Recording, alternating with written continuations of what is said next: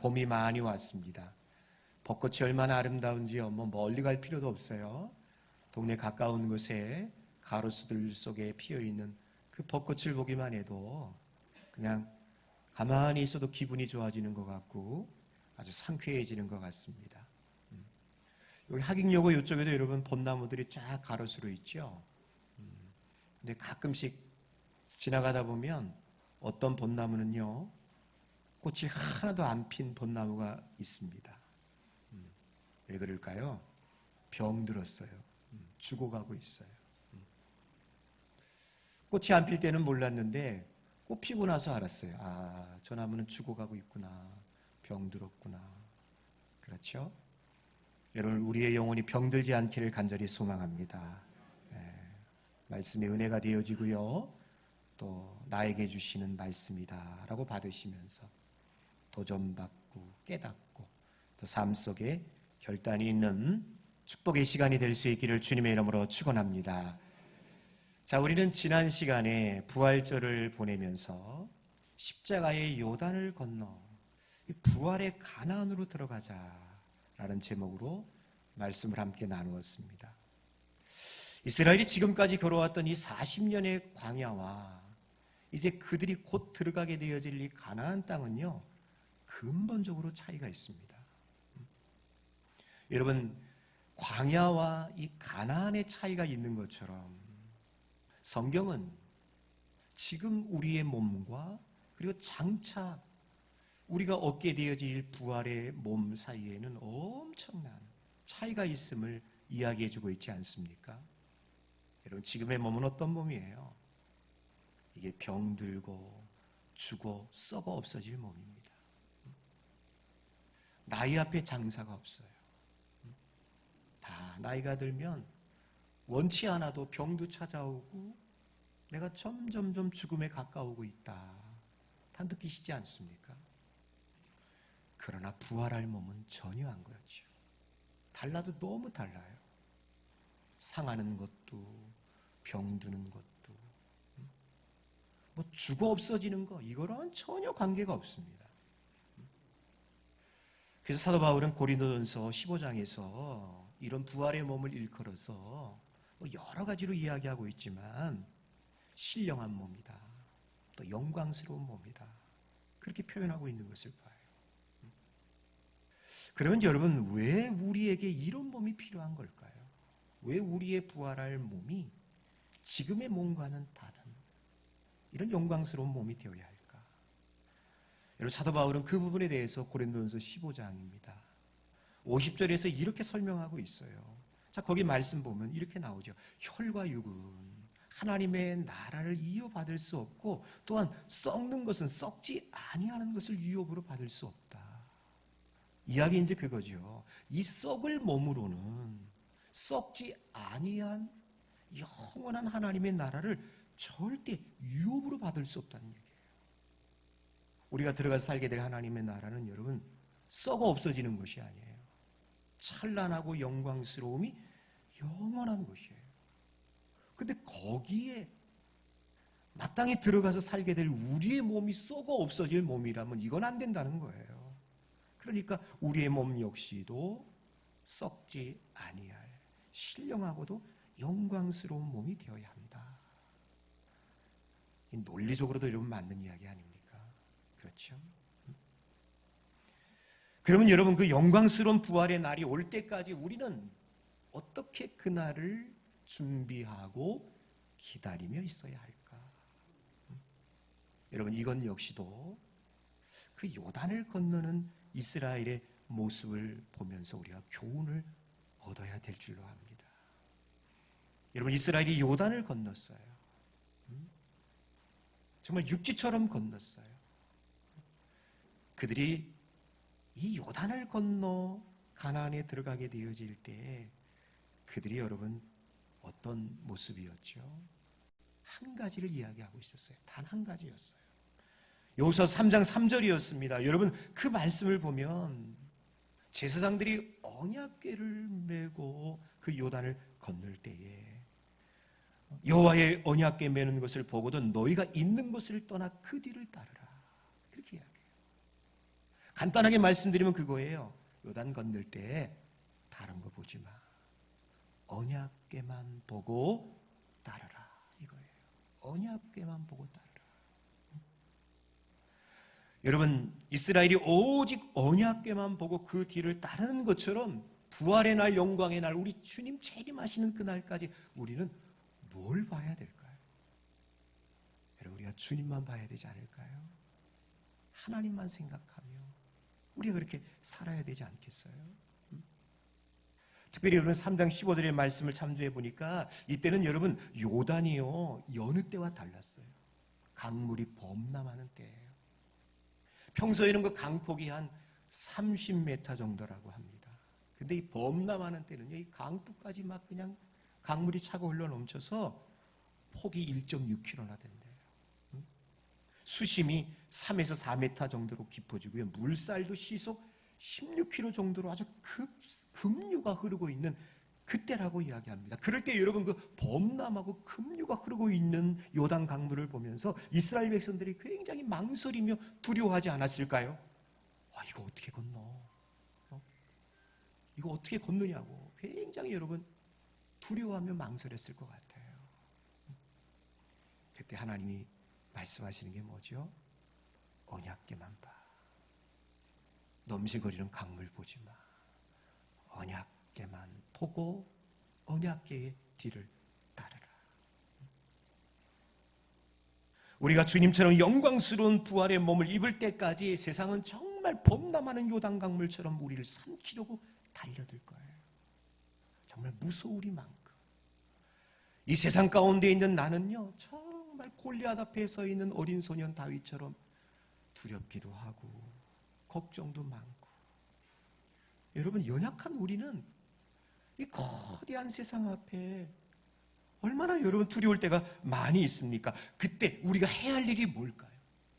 이 부활의 날을 소망하면서 오늘도 입술로는 부활의 때를 주님의 재림을 기대합니다 라고 기도도 하고 또 그것을 우리가 마음에 간직하며 살고는 있는데 우리가 과연 어떻게 이 날을 준비하며 살아가야 될 것인가? 사도 바울은요, 소위 말해서 부활장이라고 하는 이 고린도전서 15장 그 우리의 부활에 대해서 아주 논리적으로 설명을 잘 해주었답니다. 마지막에는 말씀드린 것처럼 우리의 부활할 몸이 어떤 몸이 될 것인가에 대해서도 구체적으로 이야기해주고 그가 이 부활장을 마무리하면서 마지막 권면하고 있는 내용이 무엇입니까? 부활이 올 터인데 이렇게 기다려라. 그 얘기를 해요. 너희에게 그 영광의 날이 올 거다. 예수님처럼 부활한 찬란한 신령한 몸을 갖게 되어질 것이다. 그럴 때 성도들이여 이렇게 기다려라. 이렇게 준비해라. 여러분, 이게 마지막 절에 나오더라고요. 마지막 절에 15장 58절입니다. 여러분 한번 저기 친절하게 떴네요. 자, 한번 큰 소리로 한번 읽어보겠습니다. 시작. 그러므로 내 사랑하는 형제들아 견실하며 흔들리지 말고 항상 주의 일에 더욱 힘쓰는 자들이 되라. 이는 너희 수고가 주 안에서 헛되지 않은 줄 알미라. 할렐루야. 여러분 정말 부활의 날까지 이렇게 사실 분들만 아멘. 정말 이렇게 사시겠어요? 정말? 진실로? 진짜 그렇게 사실 수 있겠어요? 이렇게 살아야 돼요. 어떻게 해요? 흔들리시면 안 돼요. 법궤를 보면 안 흔들려요. 요단강물을 보면 흔들려요.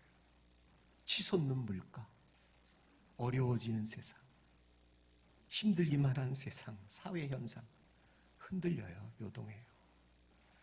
이거 못 살 것 같아요. 자빠질 것 같아요. 이럴 때 여러분 어떻게 해야 될까요?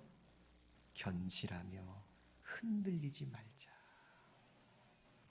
사랑하는 성도 여러분, 예수만 바라볼 수 있기를 주님의 이름으로 축원합니다. 주만 보세요. 제일 보지 말아야 될 게 누군지 아세요? 나예요. 나의 생각, 내 마음, 내 경험. 이게 제일 큰 문제예요. 항상 나를 흔들어 놓는 것은 나예요. 나를 보지 마세요. 나를 보지 말고 오직 사망 권세 이기시고 부활하사 지금도 나와 함께 하시는 예수만 바라보며 부활의 날을 소망하며 살 수 있는 천산의 성도들이 되기를 주님의 이름으로 축원합니다. 자, 계속해서 말씀을 나아갑니다. 아니나 다를까 정말 범람하는 요단을 건넜습니다. 언약궤만을 바라보고 가니까 여러분 요단을 건너는 거예요. 근데 오늘 이 요단 도하 사건 그렇게 이야기를 합시다. 이스라엘 백성들이 요단을 건너는 이 요단 도하 사건에 아주 정말로 중요한 역할을 한 사람들이 있었음을 오늘 우리에게 소개해 주고 있어요.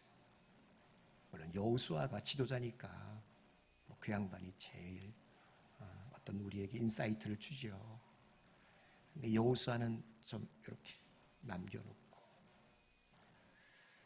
이름은 나와 있지 않지만 이 요단강을 이스라엘 백성들이 건널 때 너무나도 중요한 역할, 아주 믿음의 선한 영향력을 끼쳐준 사람들이 있는 것을 발견할 수 있어요.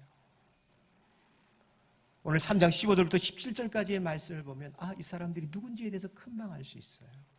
여러분 3장 15절부터 17절 말씀 보니까 궤를 맨 제사장들, 언약궤입니다.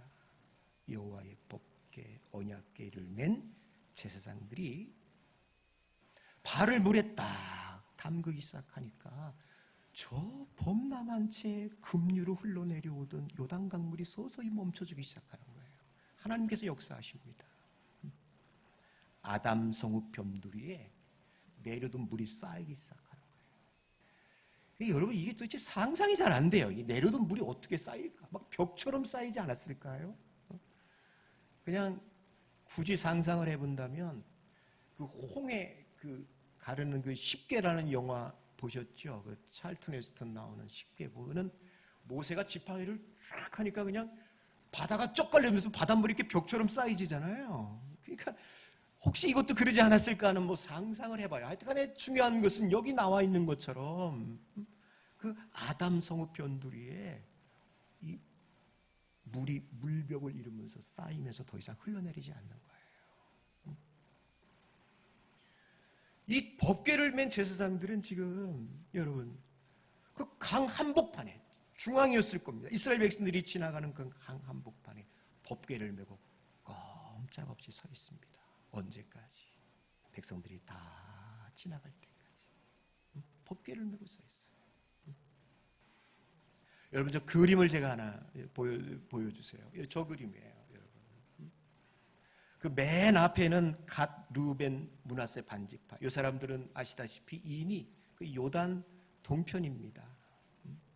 그곳에 이미 기업을 땅으로 받았지만 자신들의 형제 지파들이 가나안 땅을 얻기까지 약속한 것이 있어요. 우리가 맨 선봉에 서겠습니다. 그래서 요단강을 건널 때에도 저들은 맨 앞에 선봉에 서서 갑니다. 그리고 저기 보시다시피 언약궤가 강 한복판에 딱 제사장들이 메고 서 있어요. 그리고 이스라엘 백성들이 그 앞으로 이게 한 200만 되지요. 장정만 60만이니까 아이들 엄청난 수의 사람들이 200만이 여러분 그 앞을 지나가는 겁니다. 여러분 모르면 모를까 200만이 넘는 사람들입니다. 사람만 지나갔겠어요? 수많은 가축들이 수레에다 짐을 싣고서 여러분 그것을 다 끌고서 지나가다 보니까 모르면 모를까 반나절 훨씬 이상 긴 시간 동안 요단을 건너는 이동이 있었을 것 같아요. 근데 그동안 누가? 여호와의 언약궤를 맨 제사장들이 강 중앙 한복판에서 꼼짝없이 서 있는 거예요. 언제까지? 백성들이 다 지나갈 때. 법궤가 가볍지 않았을 것 같아요. 그렇죠? 그 법궤를 메고서 꼼짝없이 서 있는 겁니다. 그동안 강물은 저기 아담 성읍 변두리에 물벽을 이루어서 멈추어 있고 이스라엘 백성들은 그때 다 지나갑니다. 우리는 그냥 간단하게 하나님의 능력과 기적으로 홍해를 건넜던 것처럼 이스라엘 백성들이 요단을 건넜구나. 이렇게 단순하게 이 사건을 이야기할 수도 있겠으나 여러분 오늘 본문에서 우리는요 이스라엘 백성들이 그 강을 다 건너기까지 언약궤를 메고 서 있었던 제사장들을 생각하지 않을 수가 없을 것 같아요. 왜? 이들이 있었기에. 하나님의 방법이었잖아요. 그 방법을 수행하고 순종하는 이 제사장들이 있었기에 여러분 이스라엘 백성들이 강을 무사히 건널 수 있었던 거 아니에요? 이들이 온종일 그 언약궤를 메고 서 있었기 때문에 이 요단강 도하에 이들의 헌신, 이들의 책임감, 이들의 인내를 어떻게 이야기하지 않을 수 있겠냐는 이야기예요. 그렇다고 뭐 이름이나 나옵니까? 이름도 나오지 않는 사람들이지만 자기 자리를 어떻게 해요? 묵묵히 책임감 있게 지키고 있었던 이 사람들. 여러분 정말 우리는 그냥 이렇게 빨리 성경을 읽어서 그렇지 우리가 그 현장에 있었던 이스라엘 백성들이었다면 이 제사장들에 대해서 얼마나 고마웠을까요? 고맙다. 이 요단강을 건너가면서 여러분 서로가 격려하는 시간이 되지 않았을까요? 그 제사장들이 아유 빨리 가세요. 빨리 가요. 빨리 가세요. 힘내세요. 두려워하지 마세요. 강이 멈췄어요. 가세요. 그럼 백성들은 아유 수고하십니다. 애쓰십니다. 고맙습니다. 제사장님들 때문에 저희가 이렇게 무사히 건너게 되네요. 서로가 위로하고 격려하는 이 요단강 도하에서 느낄 수 있는 이스라엘의 아름다운 공동체의 모습. 여러분 참 상상을 하니까 은혜가 되는 것 같아요. 여러분 이들이 메고 있었던 그 언약궤가 무엇을 상징하고 뜻하고 있는지 여러분들 잘 알고 계시지요? 언약궤는 하나님의 임재입니다. 그리고 그것은 십계명 돌비가 들어가 있으므로 말씀을 상징하기도 했습니다. 그러므로 이들이 지금 언약궤를 메고 있다는 것은 말씀을 들고 우리가 말씀에 순종하겠습니다.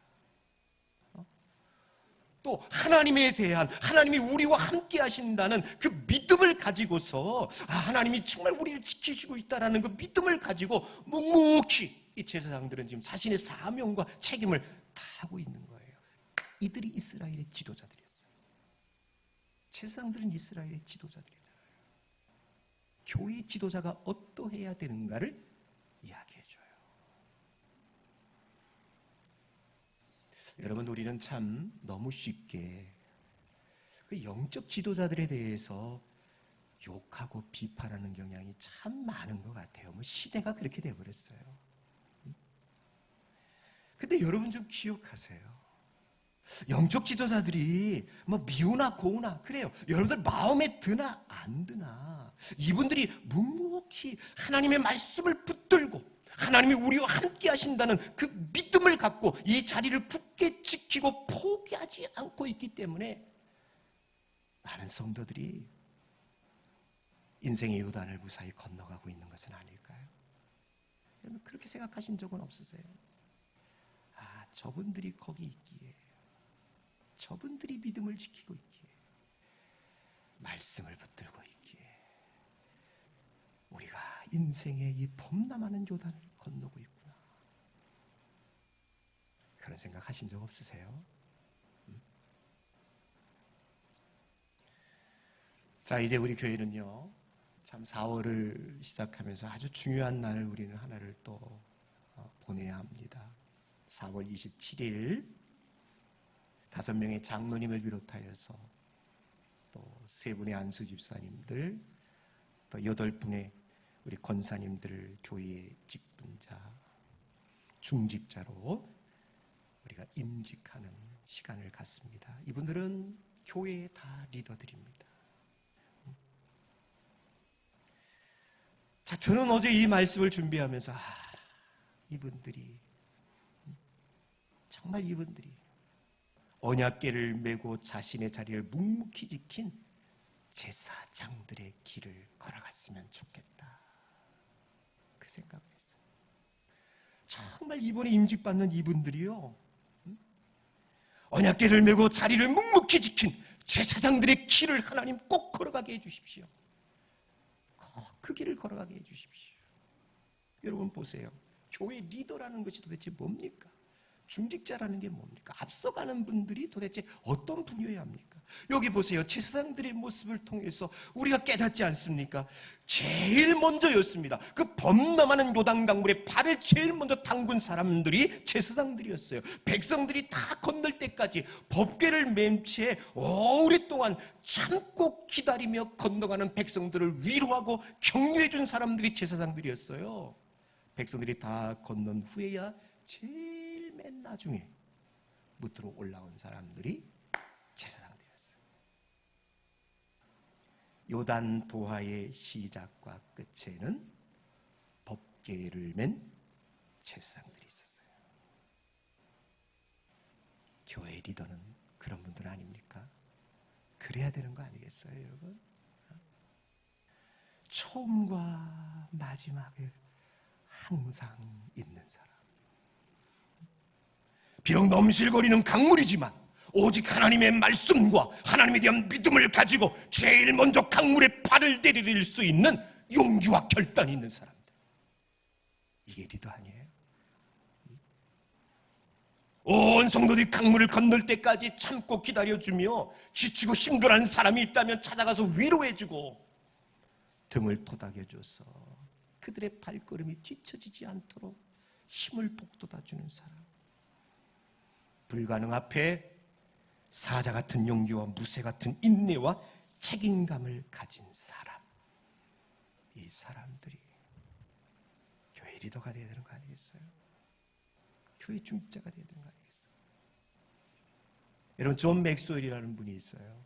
저한테는 그분이 쓴 책 몇 권이 제 방에 있습니다만, 이분은 교회 리더십에 대한 탁월한 그 생각을 갖고 계신 분이죠. 그분이 교회 리더에 대해서 이런 말을 해요. 리더십을 평가하려면 그의 머리를 자야 되지 말고 그의 가슴에 자를 대라. 진정한 리더의 평가는 여러분 머리에 있지 않대요. 가슴에 있대요. 뜨거운 열정, 불붙는 믿음, 헌신, 책임감. 이거예요, 이거. 이게 있어요. 여러분, 이스라엘 그 200만이 넘는 수많은 사람들이 거의 하루 종일이었을 것 같아요. 그 범람하는 요단강물을 건너는 것이 그냥 걷는 게 아닙니다. 물론 그 뒤에는 부인할 수 없는 하나님의 능력과 보호와 인도하심이 있다는 거 잘 알고 있습니다. 그러나 그 하나님의 보호와 인도하심이 누구를 통해서 하늘의 천사들이 아니었습니다. 이름 없이 법궤를 메고 꼬박 하루 종일 서 있었던 제사장들의 헌신, 인내, 섬김이 있었습니다. 바라고 소망합니다. 우리 천산교회에 이런 중직자들, 리더들로 가득 찰 수 있기를 주님의 이름으로 간절히 축원합니다. 자, 백성들이 요단을 건넜어요. 근데 하나님께서 또 다른 명령을 하나 내리십니다. 각 지파에서 12명을 선택하여서 그 언약궤를 메고 서 있었던 그 제사장들이 그 강한 복판에 서 있었잖아요. 그곳에 가서 한 사람이 하나씩 돌덩어리 큰 거를 메고 오라는 거예요. 이 메고 오라는 것을 볼 때 요만한 자갈돌이 아니었음을 알 수 있어요. 어깨에 메고 와라. 하여간에 꽤 컸을 것 같아요. 한 4, 50kg 정도 되는 큰 돌덩어리들을 메고 오라는 겁니다. 메고 와서는 어떡하느냐? 이제 너희들이 강을 건넌 다음에 처음에 유숙하게 되어질 길갈입니다. 길갈은 요단강에서 3.2km, 요단 가나안 그 안쪽으로 들어가면 3.2km. 거기 떨어진 곳이에요. 거기에서 진을 치게 되어지는데 이것이 여러분 가나안 입성의 첫 번째 진입니다. 진을 치는 그곳에 이 12개의 돌을 쌓아놓으래요. 돌무더기예요. 뭐 좀 더 이렇게 표현을 한다면 기념비예요. 기념비. 이 기념비 돌무더기를 쌓아놓아라. 그 목적이 뭐냐, 용도가 뭐냐라고 할 때에 4장 6절 7절에서 이야기해요. 이것이 너희에게 표징이 될 것이다. 너는 날 너희의 아들, 딸, 후손들이 이거에 대해서 물을 날이 있을 거다. 엄마, 아빠, 이게 뭐야? 이 돌무더기가, 이 돌비가 이게 뭐냐고 라고 물을 때에 이야기해 주라는 거예요. 후일에 너희의 자손들이 물어 이르되 이 돌들이 무슨 뜻이냐 하거든 그들에게 이르기를 요단물이 여호와의 언약궤 앞에서 끊어진 날이 언약궤가 요단을 건널 때에 요단물이 끊어졌으므로 이 돌들이 이스라엘 자손이 영원히 기념이 되었다라고. 이 돌 그 강 한복판에서 주워 갖고 온 거야. 우리가 이 강을 이렇게 지나왔다고 여호와의 언약궤를 바라보고 갔을 때 하나님이 하신 거야. 그거를 가르쳐주는 신앙의 교육장, 그것을 깨닫게 할 수 있는 신앙의 장소가 되게끔 해라. 여러분, 그거죠. 요단을 걷는 것은 이스라엘의 힘이 아니었다. 우리의 노력과 우리의 어떤 기술로 넘은 것이 아니라 하나님의 능력으로 이 요단을 건너게 되어졌음을 이 돌무더기를 통하여서 후손들에게 분명히 가르쳐주라는 거예요. 여러분, 기념비라는 것은 바로 그런 의의가 있죠. 현 세대들이기보다는 우리 다음 세대들에게 그 역사의 현장에 없었던 사람들에게 보여주는 거예요. 자유공원 딱 가니까 메가더 동상이 그냥 월미도 앞바다를 딱 바라보고 있어요. 아이들이 물을 거예요. 아빠, 저 아저씨 누구야? 얘기해 주는 거예요. 저분은 우리나라가 6.25 전쟁 때 공사 하나 되려고 할 때에 유엔군에서 파송한 대장님이야. 저분이 말이야 인천 상륙 작전을 잘 일으켜가지고 우리나라가 이렇게 공사 하나 되지 않고 자유 대한민국을 이루게 되었단다. 그러면 아이들이 끄떡끄떡 저 아저씨 키 크다. 그렇죠? 기념비라는 것은 여러분 그런 거예요. 지금 이 시대 6.25를 겪은 사람들에게는 그걸 다 그 시대에 살았으니까 왜 몰라요. 그런데 저처럼 이 전후 시대는 아무것도 몰라요. 어쩌면 우리 밑에 있는 세대는 더 모를 거예요. 우리가 저 임진왜란 이순신 장군 호랭이 담배 피던 시절 얘기 듣는 것처럼 어쩌면 우리의 6.25가 우리 아이들에게는 여러분 그렇게 느껴질 거예요. 그럴 때 이 기념비를 통하여서 가르쳐줘야 되지 않겠느냐. 이 돌들을 통해서 여러분 다음 세대들에게 살아있는 신앙을 물려주라는 거예요. 여러분 신명기를 통해서 모세가 아주 여러분 좀 염려스럽게 말하고 있는 내용이 있어요. 이야기 이제 그거예요. 너희가 들어가서 살게 될 가나안 땅은 지금 광야와는 다르다는 겁니다. 광야는 먹을 것이 없었습니다. 마실 물이 없었습니다. 목말라 했습니다. 그래서 그들은 그 광야에서 먹을 것 달라고 하나님 물 좀 달라고 기도하면서 하나님의 은혜를 직접 체험한 세대가 광야 세대입니다. 메말랐지만 하나님의 임재가 있었던 곳이 광야 세대였어요. 근데 가나안은 달라요. 먹을 것, 입을 것, 마실 게 지천에 깔렸어요. 기도하지 않아도 돼요. 그냥 뭐 때가 되면 먹을 거, 입을 게 생기는데. 그래서 모세가 뭐라고 이야기합니까? 그 가나안 세대의 위험성에 대해서 신명기 8장 12절 이하에서 뭐라고 이야기하죠? 너희가 먹어서 배부르고 아름다운 집을 짓고 거기에 거주하게 되어지고 소와 양이 번성하고 내 은금이 증식되고 내 소유가 다 풍부하게 되어질 때에 8장 14절 내 마음이 교만해질 것이다. 너희의 마음이 여호와를 잃어버릴까 봐 심히 염려되어진다. 8장 17절에 이 가나안에 살게 된 다음 세대가 뭐라고 이야기까지 한다고 이야기합니까? 그들이 자기들의 마음에 이르기를 우리가 이렇게 부자가 되어진 거, 우리가 이렇게 잘 살게 되어진 거, 내 능력과 내 손의 힘으로 이 재물을 얻었다라고 이야기까지 한다는 얘기. 기가 막힌 노릇이에요. 다 하나님이 주신 건데, 하나님의 은혜인데 그네들이 생각하기를 우리가 노력한 거야, 우리가 수고한 거야. 아니나 다를까? 가나안 땅에 들어간 여러분, 이 출애굽 이 세대들 광야 2세대들 정말 이렇게 되었잖아요. 여호수아서가 딱 끝난 다음에 그 다음에 나오는 성경에 여러분 사사기예요.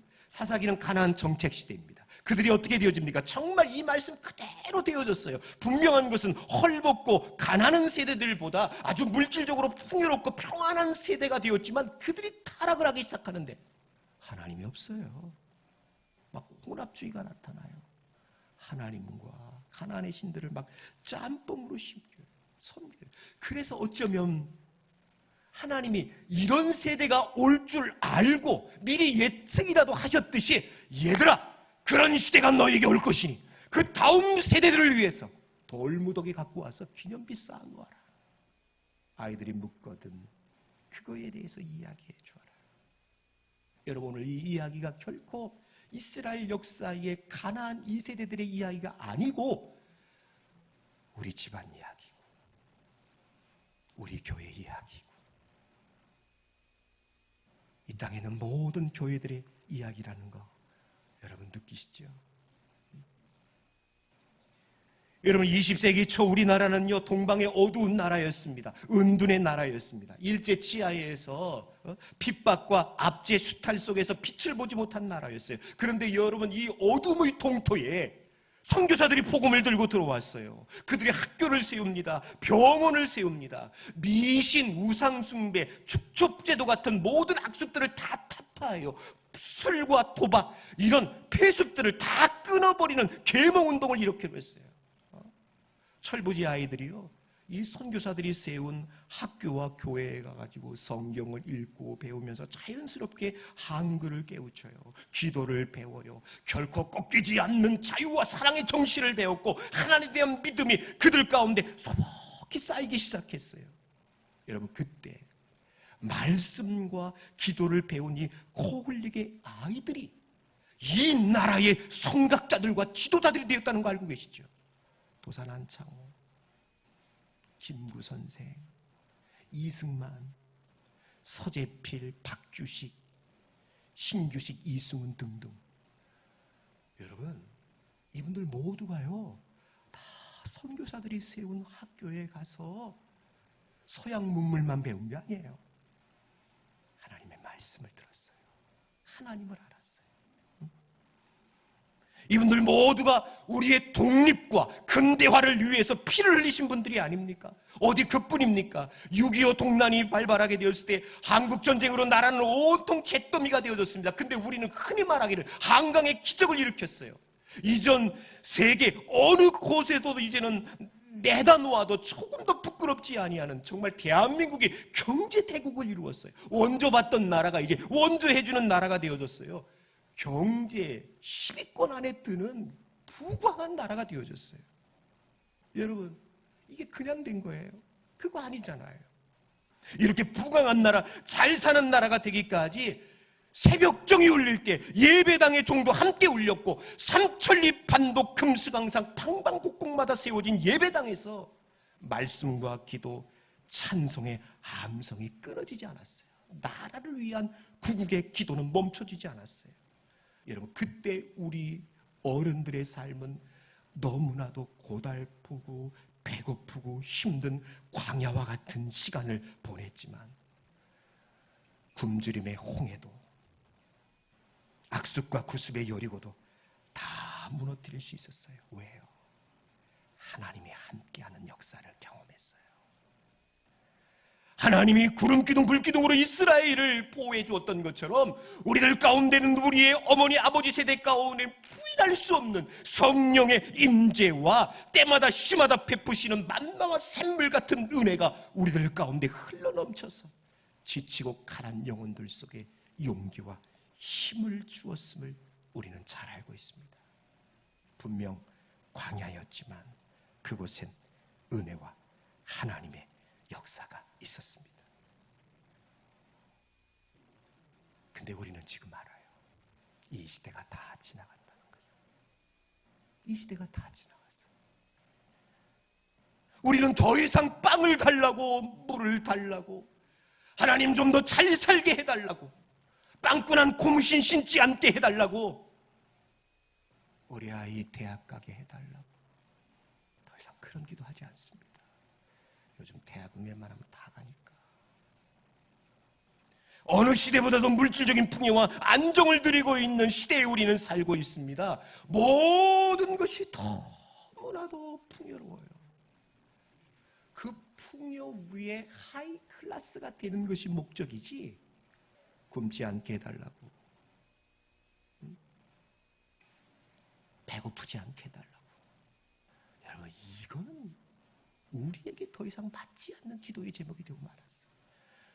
여러분, 요즘 부모 세대의 가장 큰 관심사가 여러분 뭡니까? 자녀들인 것 같아요. 자녀들.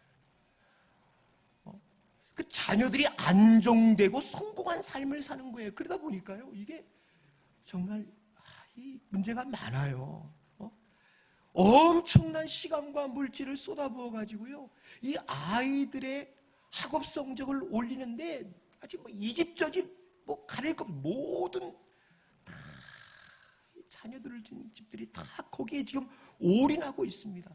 학업 성적 올리는 것이 그 가정의 최고의 목표가 되어졌어요. 그래서 우리 아들, 딸 남부럽지 않게 먹고 사는 게 아닙니다. 그 위에 클래스, 맨 상위 클래스에서 좀 잘 살게 하기 위한 세상의 성공과 출세와 번영이 우리 부모 세대의 목적이 되어버려 말았어요. 그런과 동시에 안타깝게도 아이들의 인성과 신앙은 저 뒷전으로 물러나고 말았어요. 저도 가끔씩 여러분 이렇게 대중교통을 이용하고 또 우리 아이를 이렇게 좀 픽업하러 이렇게 오고 갈 때 아이들이 이야기하는 것을 들어보면요, 제가 이렇게 섬뜩하고 무서워요. 왜? 이 아이들이요, 다는 안 그래요. 근데 개 중에 어떤 애들은 처음부터 끝까지 욕이 안 들어가면 말을 안 하더라고. 내가. 야, 정말 우리 애 같았으면 걔는 죽었어. 근데 남의 집에 괜히 팼다가 물어봤어요. 야, 다 그러냐? 그랬더니 다 그렇진 않아. 근데 그런 애들이 많아. 욕이 안 하면 말이 안 돼. 처음부터. 여러분, 욕도 역사와 전통이 있잖아요. 그렇죠? 근데 나는 생전 처음 들어보는 욕이야. 저게 뭐야? 저게 무슨 욕이야? 그렇잖아요. 욕설, 폭행, 흡연, 음주, 이건 너 고사하고, 성범죄, 이제 마약이 문제될 것 같아요. 이 나라가.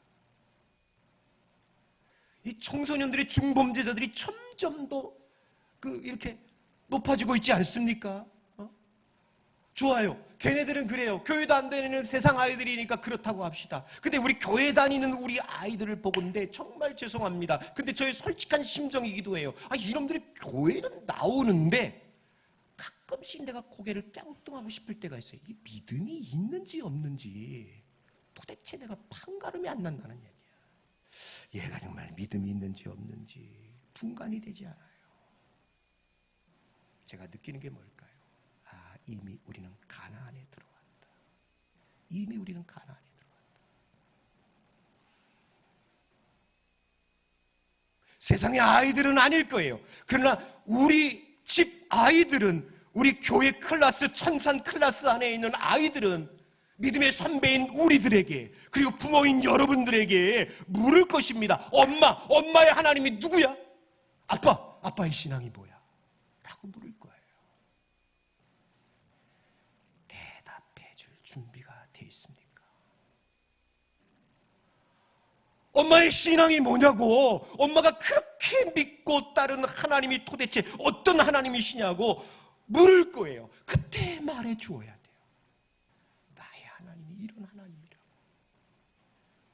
내가 가지고 있는 믿음은 이런 거라고 아버지는 아빠의 권위를 가지고 말해 줘야 돼요. 여러분들 가정 가운데 아이들에게 보여줄 만한 기념비가 있나요?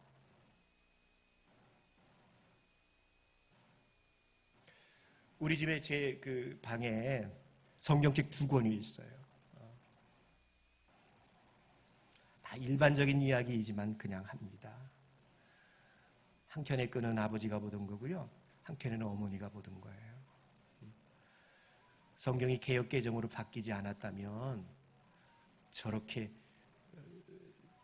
더 훨씬 낡은 성경이었을 것 같아요. 그래요.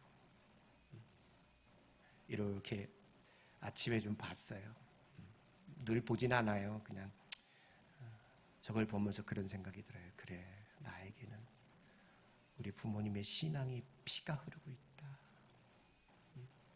저게 흔적이다.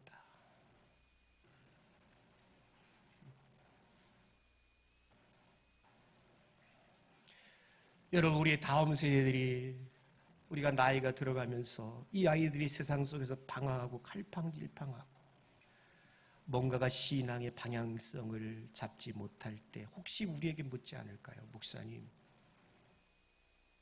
신앙은 뭡니까?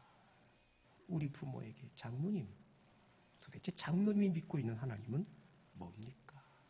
라고 물을 때, 여러분, 저는 정말 간절히 소망합니다. 우리 교회가, 우리 천산교회가 이게 아니라 돌비 이런 게 아니라, 여러분, 저는 우리 천산교회가 우리의 신앙을 보여줄 수 있는 우리의 다음 세대들 가운데 기념비가 될 수 있기를 간절히 소망합니다. 건물로서의 교회를 말하는 게 아니에요. 건물 잘 지어놓고서 봐라, 이게 우리의 신앙이다, 우리의 믿음이다, 그거 아니에요. 정말 교회다운 교회를 보여주십시오. 정말 교회다운 교회. 우리 천산교회가 내가 몸담고 나의 청춘과 나의 젊음과 나의 믿음과 나의 눈물과 땀을 다 쏟아놓았던 이 천산교회가, 우리 이 공동체가, 이게 내 믿음의 흔적이다. 이게 나다. 이게 우리다.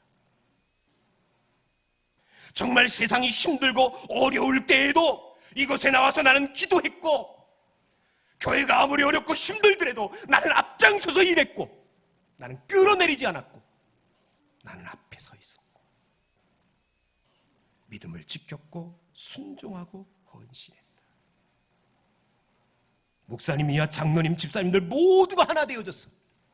어떤 교회들은 쪼개지고 갈라지고 분열되어졌으나 우리는 비록 작은 교회였지만 하나로 똘똘 뭉쳐졌어.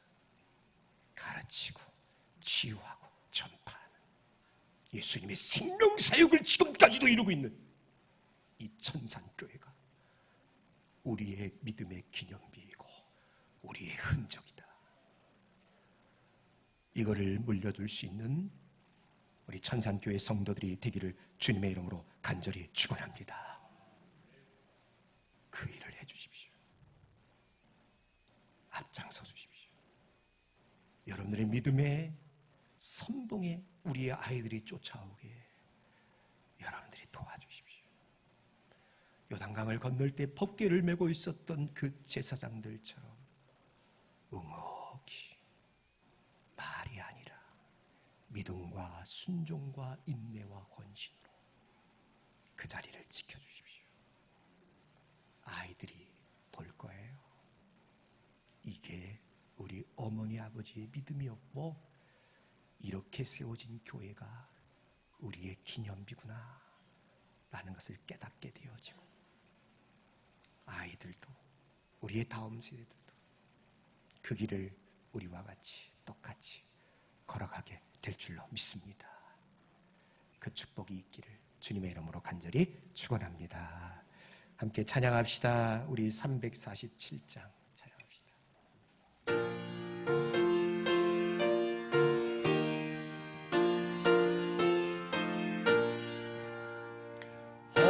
허락하신 새 땅에 들어가려면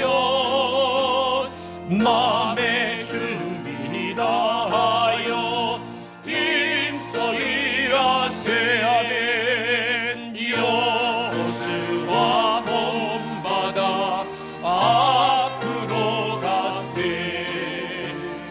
우리 거할 조선은 주님 품일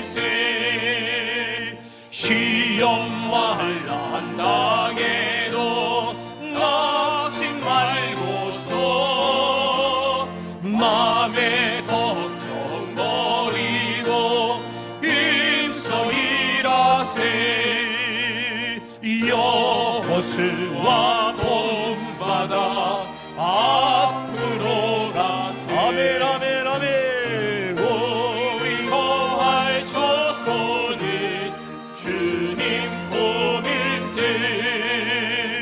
앞서 가신 예수님 바라보면서 모든 마음을 아파여 힘써 일하세. 아멘. 여호수아 본받아 앞으로 가세. 아멘 아멘. 우리 거할 조선은 주님 품일세.